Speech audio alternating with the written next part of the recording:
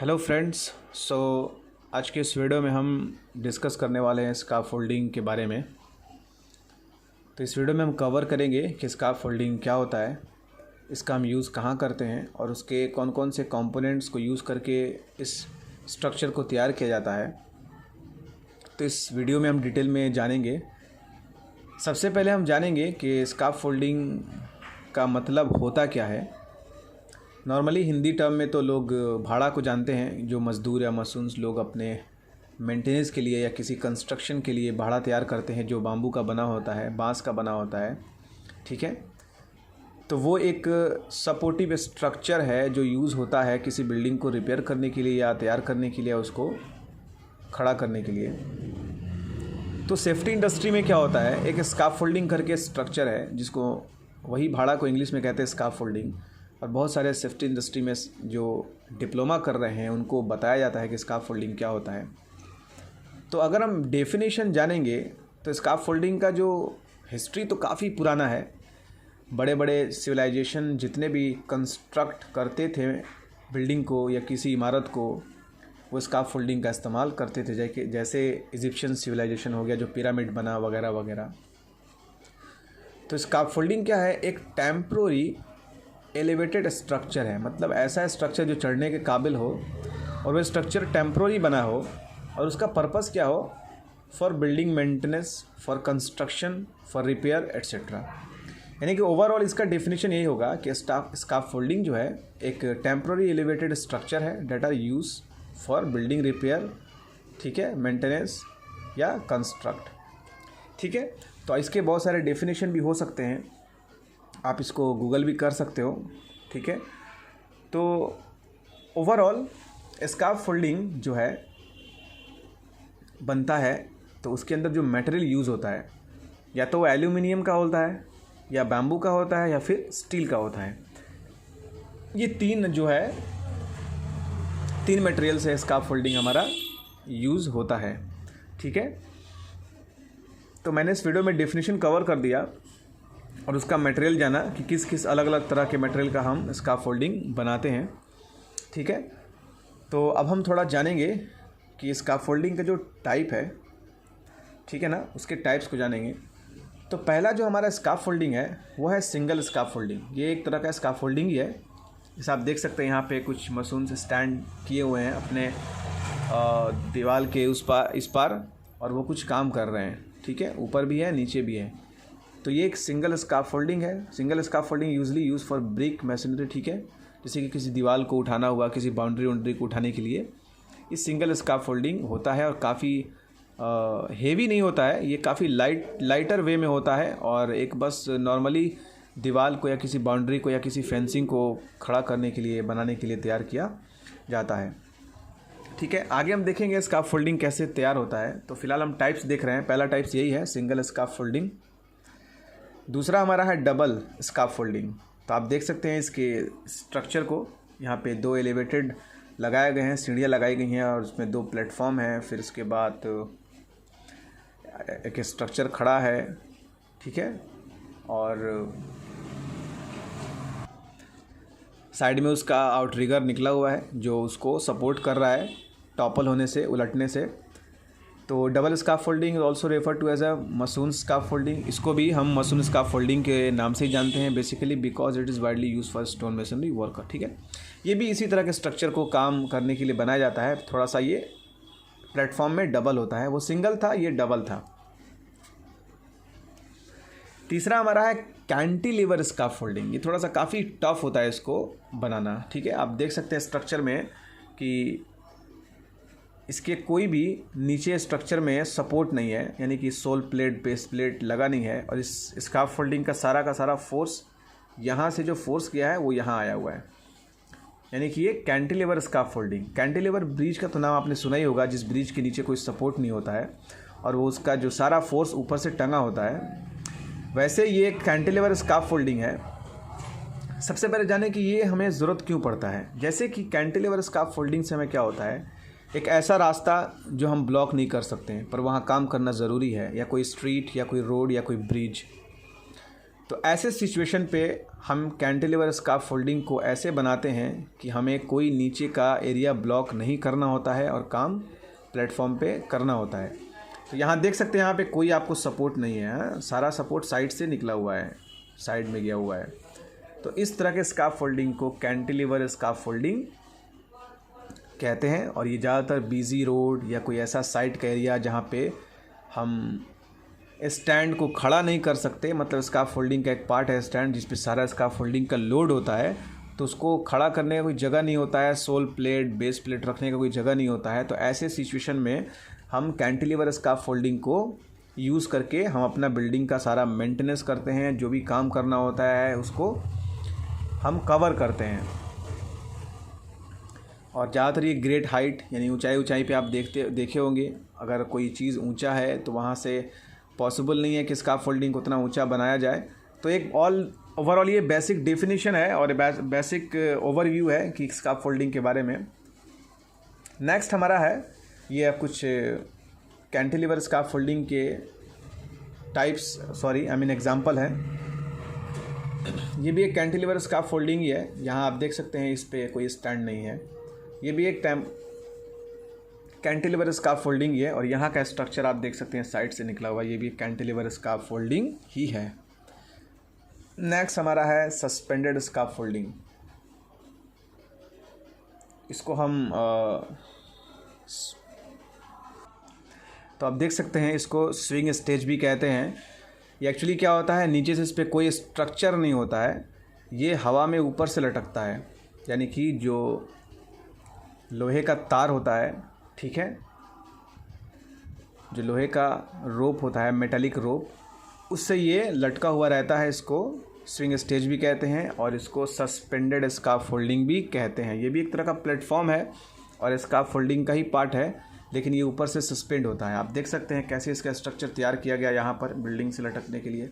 और यहाँ जो काम हो रहा है, तो बड़े बड़े ऊंची इमारतों में इसका यूज़ होता है for glass maintenance, for glass repair, for glass replacement etcetera, ठीक है।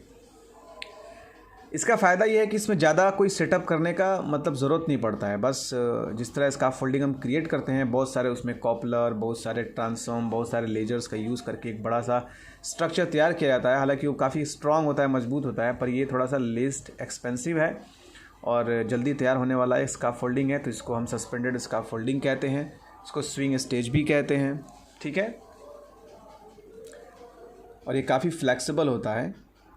तो नेक्स्ट हमारा है ट्रेस्टल स्कार्फ फोल्डिंग, ठीक है। ये बेसिकली इमारतों के अंदर या किसी वेयर हाउस या किसी छत के नीचे का पार्ट को मेंटेन करने के लिए हम इस्तेमाल करते हैं। आप देख सकते हैं यहाँ पर कैसे एक हॉल है बहुत बड़ा और यहाँ पर ये हमारा स्कार्फ फोल्डिंग तैयार हुआ है। इसमें बहुत कम टाइम में इसको तैयार किया गया है और इसको कहते हैं आउटरिगर्स ऑफ स्कार्फ फोल्डिंग, ठीक है, जो कि टॉपल होने में यानी कि टॉपल नहीं होने में मदद करता है और ये मूवेबल होता है। तो ये काफ़ी इजी है। नेक्स्ट हमारा है स्टील स्कार्फ फोल्डिंग। ये काफ़ी स्ट्रॉन्ग होता है, यही स्टील का है, जो बेसिकली ब्रिज वगैरह कंस्ट्रक्शन में या हेवी कोई इमारत होता है उसको कंस्ट्रक्ट करने के लिए हम ये स्टील का स्कार्फ फोल्डिंग यूज़ करते हैं ना। बेसिकली एल्युमिनियम का यूज़ होता है पर स्टील का यहाँ पर होता है, जहाँ पर ब्रिज वगैरह का इस्तेमाल होता है कंस्ट्रक्शन में, ठीक है। इसकी robustness, great durability and superior fire assistance, ये सब सारी क्वालिटीज़ होती हैं इसके अंदर। यानी कि ये जल्दी ये टिकाऊ होता है, जल्दी टूटेगा नहीं, गिरेगा नहीं, टॉपल नहीं होगा, कोलैप्स नहीं होगा, ये इसके फ़ायदे हैं। नेक्स्ट हमारा है पैटेंटेड स्कार्फ फोल्डिंग। इसका स्ट्रक्चर आप देख सकते हैं। Patented scaffoldings are made of steel but these are equipped with a special coupling and frames. इसके अंदर फिक्स कॉपलिंग और फ्रेम्स होते हैं, बस उसमें लगा के आप फिक्स करो, जैसे कि ये एक है और इसमें लगा के फिक्स हो गया। तो ये इस तरह के जो स्कार्फ फोल्डिंग्स होते हैं, जो पाइप में क्या होता है, ठीक है, मतलब एक फ्रेम होता है, कॉपलिंग फ्रेम, उसमें किसी भी आयरन नेल को आप डाल के फिक्स कर दो।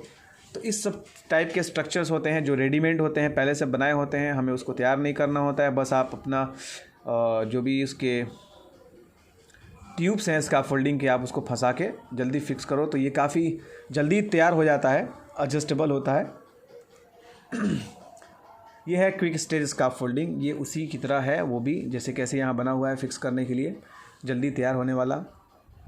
तो ये भी एक तरह का स्काफोल्डिंग है। इसके अंदर it is well stabilized scaffolding system distributed throughout the world. ठीक है, इसकी कुछ क्वालिटी है कि वर्सटाइल होता है, quick to set up, use for wide range. ठीक है, इसको काफ़ी बड़े रेंज के लिए भी यूज़ करते हैं, जल्दी तैयार हो जाता है। नेक्स्ट हमारा है एरियल लिफ्ट, इसको हम चेरी पिकर भी कहते हैं। ठीक है, एरियल लिफ्ट हो, ये काफ़ी ऊंचाई तक स्ट्रक्चर खड़ा करता है और ये एक मोबाइल है, मोबाइल स्काफोल्डिंग भी कहेंगे इसको, क्योंकि ये एक जगह से दूसरी जगह कैरी भी हो सकता है और काफ़ी फ्लैक्सिबल है, इजी सेटअप है और काम को काफ़ी अच्छे से कर देता है। इसमें कुछ ज़्यादा हैजार्ड नहीं है। ठीक है, तो इससे हमारा टाइम वाइम सब बच जाता है स्काफोल्डिंग से। ये है हमारा स्काफोल्डिंग ट्यूब्स, इसी ट्यूब्स को यूज़ करके हम स्काफोल्डिंग का स्ट्रक्चर तैयार करते हैं। ये हमारा है कॉपलर स्काफोल्डिंग स्टैंड्स। ठीक है, ये जो ये है कॉपलर।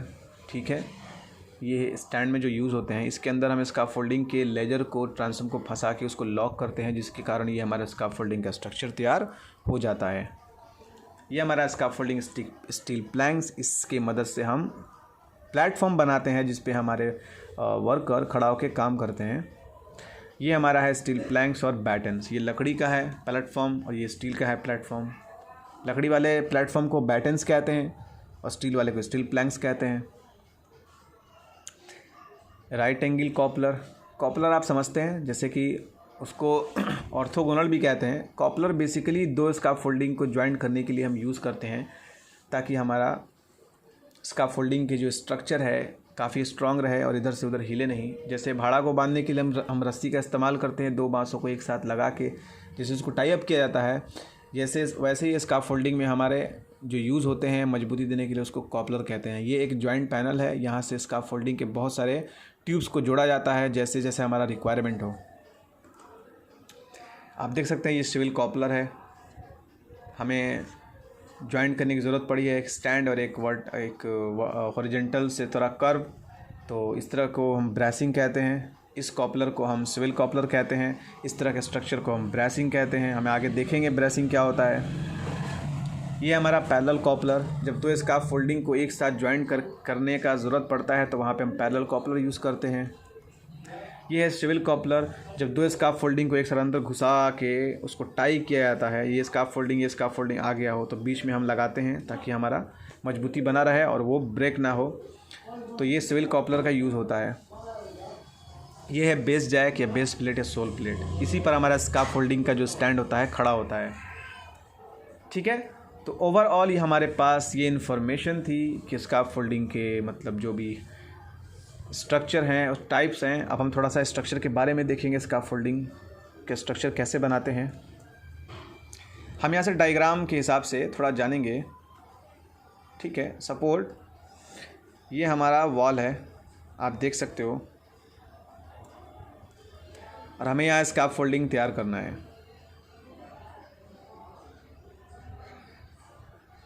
ठीक है, ये हमारा वॉल है, आप मान लो